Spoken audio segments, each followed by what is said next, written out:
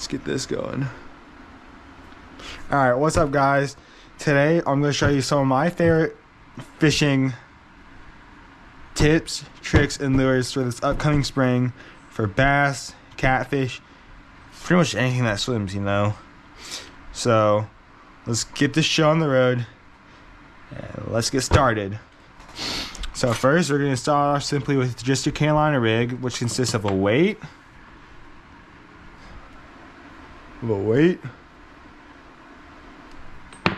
a barrel swivel, and a circle hook, or just a hook, whatever you prefer.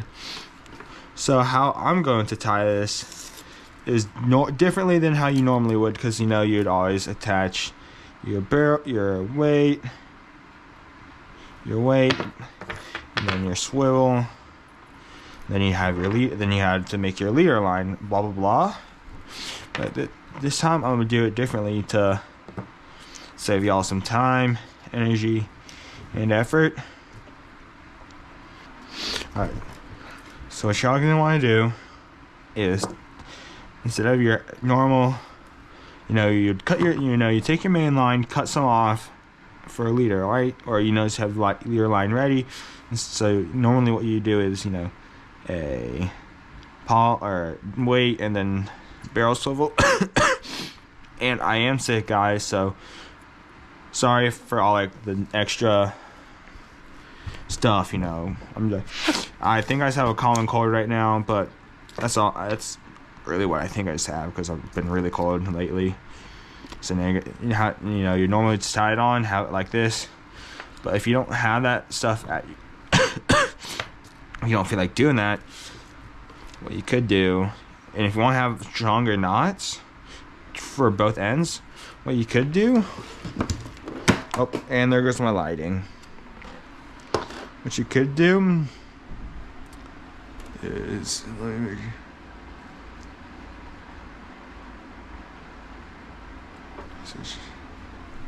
what you could do is end up tying your polymer,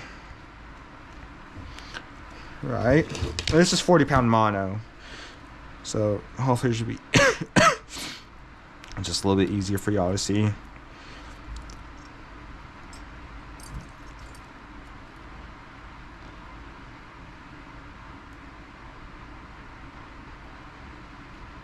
So you got your polymer. Go ahead and wet it down.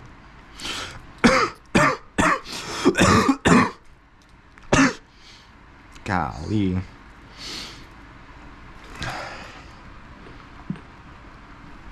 You're going to clip your tag in like normal.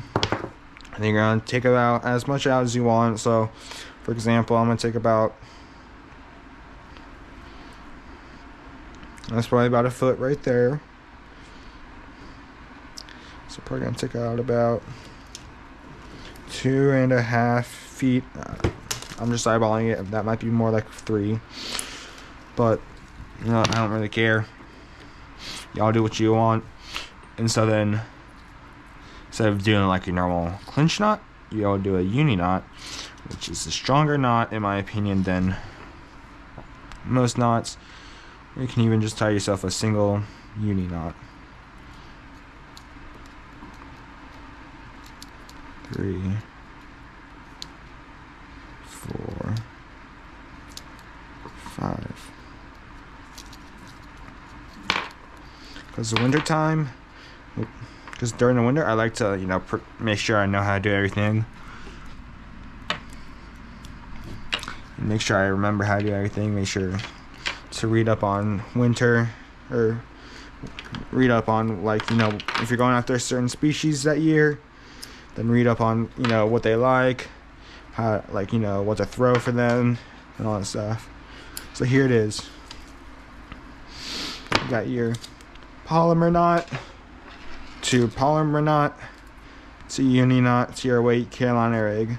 It's undoubtedly one of my best and most favorite and successful rigs for catfish and bass, but for fish in general, because this weight gets it on the bottom, and then you have your bait or whatever in the current and whatever, because at the dam you got some calm pockets and some moving water, so if you're able to get the weight if you're able to get to the weight into the calm water and the bait in the moving water, you should be pretty dadgum set.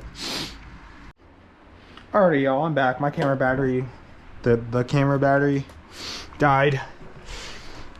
But the next thing I'm gonna show you is kind of, what I carry. Obviously, I'll carry, something to cut my line with, because I use mono and braid.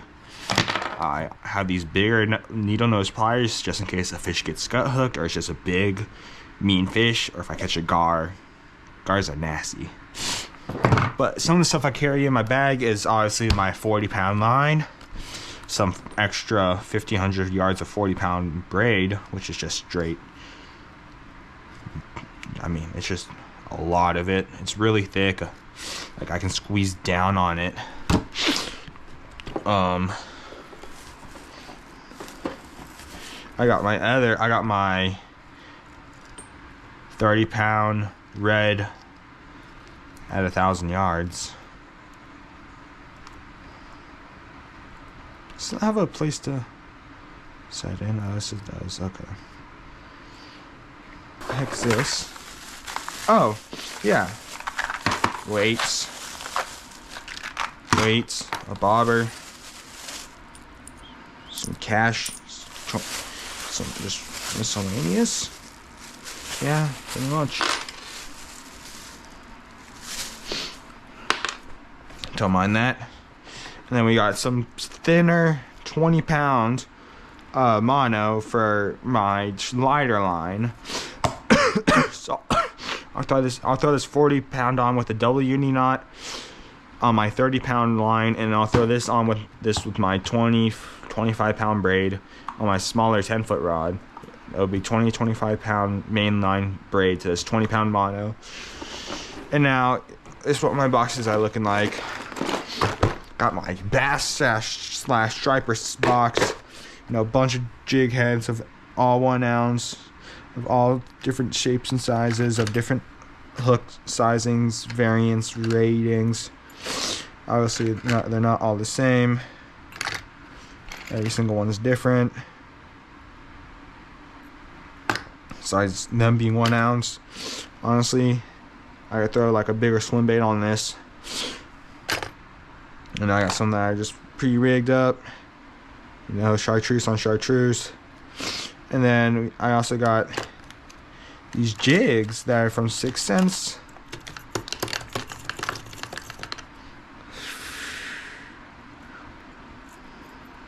Okay, there we go. So I got these 6th Sense little shad. Like these little shad. Oh, this battery's almost dead too. Like these little shad, like bladed jigs, or like blade jigs almost. I need to charge my batteries. Dang. Most of this is probably gonna be on the GoPro. Yeah, they're 1 ounce. All this stuff in here is 1 ounce. 1 ounce, 1 ounce, 1 ounce, 1 ounce, 1 ounce, 1 ounce, 1 ounce, 1 ounce. And yeah. Chartreuse, white, chartreuse, and then smoky shad, just in case they want something a little bit different. $30, $40 almost. And it's like 60, or 60, I wish. Dang. It's like 36, 40 pizzas or something. Can't remember the exact number. And then I always carry a pocket knife, to cut the line and all. Actually, you get that sharp. And I always have a fillet knife, just in case you need to like fillet there, Can I please get this?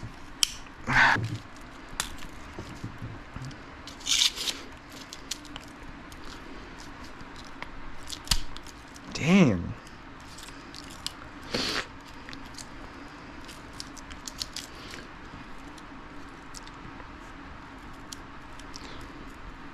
Okay, damn. So yeah, I also always have a fillet knife. And then here's what my catfish box is looking like. A lot of damn weights. Some swivels. I need to get more of those. Some split shots for, to catch, if you're in a shallower spot, you don't need much bigger weights. I got my smaller bullet weights, bigger bullet weights, 150 of those 7.0s, whatever. And I got varieties of circle hooks. My voice is going shot too, so I'm gonna have to start talking a little bit softer. And then you got more circle hooks, and then 2-ounce weights, and then up to 1 ounces. I need to buy more of those. I feel like I just bought some. While I'm here, I might as well prepare.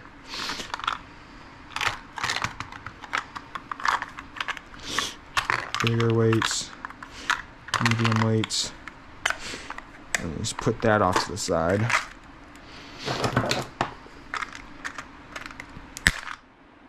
Oh, I just tore it all off. Okay.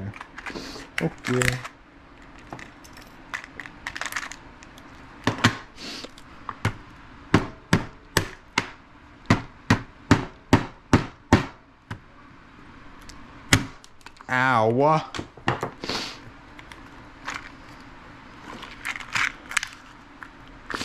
So small bullet weights. Your bigger of the smaller. Your biggest. Your mediums. And your medium smalls. Heavier, if you want to switch it up. Like a fish finder rig almost. Out in the ocean. You could use like one of these little like these I don't know, like barrel swing sinkers, I guess what you can call them, where they can slide up and down the line. So that's my catfishing box. The bulba, I gotta put the boober in there in case anything wants to come up shallower. That's pretty much all that there is. Now, oh, there's a wild hook. I'd love to not stop. Oh, and there goes my lighting again. Okay. Not anything else like.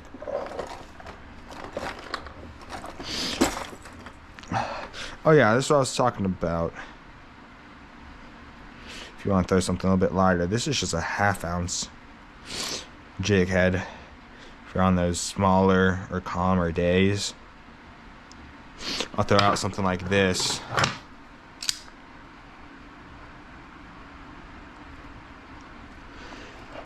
Another thing that you should always have on you is a lighter. I have to go out and buy myself another one because my other ones ran out. Because you never know when you might need one. Yeah. You always want yourself some smaller hooks for those little bait fish. If you're going to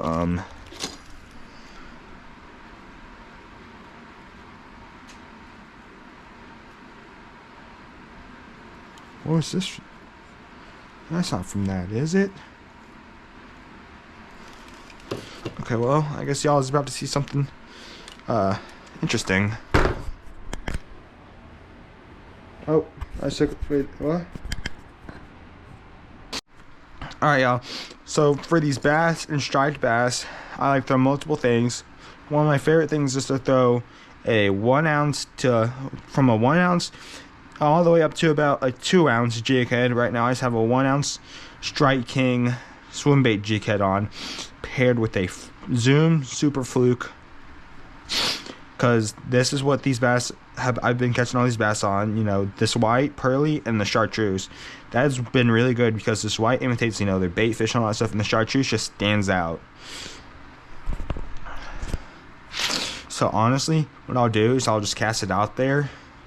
I'll let it, in my videos, just hear me count from like 3 to 5 to 8 to 10 seconds so it can sink. Sorry, guys. So yeah, I'll count to about 3 to 10 seconds to let it sink, and so I'll know it's be sinking right. And once I start working it, it'll start doing its stuff like this. But what I'm doing is I'm doing this. So I'll be like, you know, reeling it in, right? You pretend this is real down here. I'll be like this with the rod, so it's constantly having action. And in the water, it's just like this.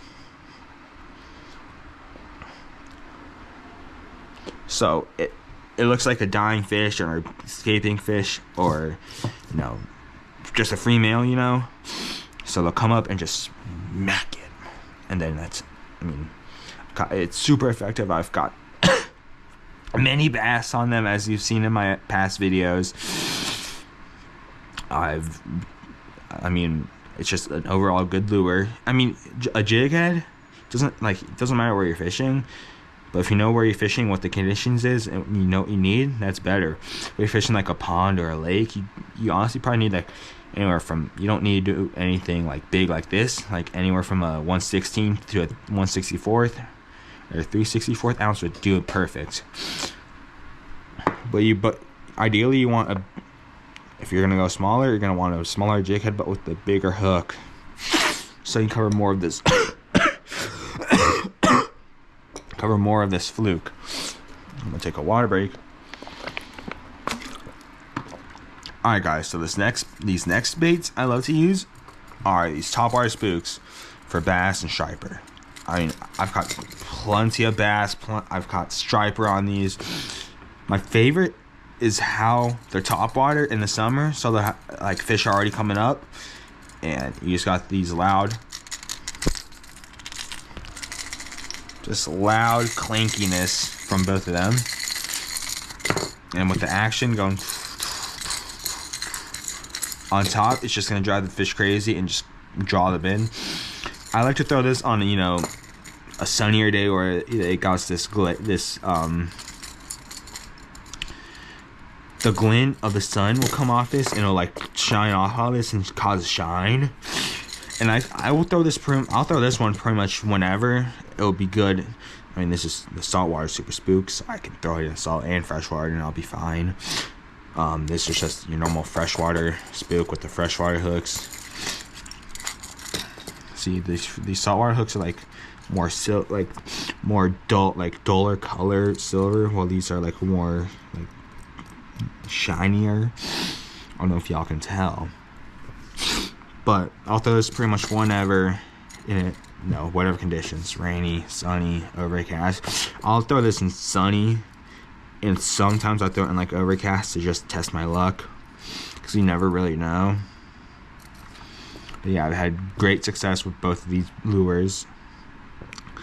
I mean, it's just super effective, super noisy, super good at being able to trigger those fish to come up and get it because of the noise and action and it being on top water. And they're fairly big, so it will catch like once they see it go over them and they'll see it's big, they'll come for it. Like they'll see it up top, like and there goes my light again. They'll see it up top. And they'll just want to come up for it. And usually I'll get them with these back two. Rarely will I catch them with this front one. It's always the back two.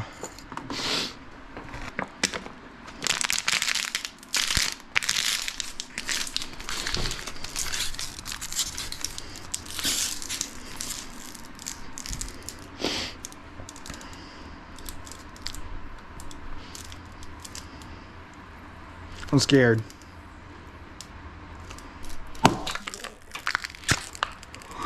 That was really loud. Oh, and there goes my camera. Okay.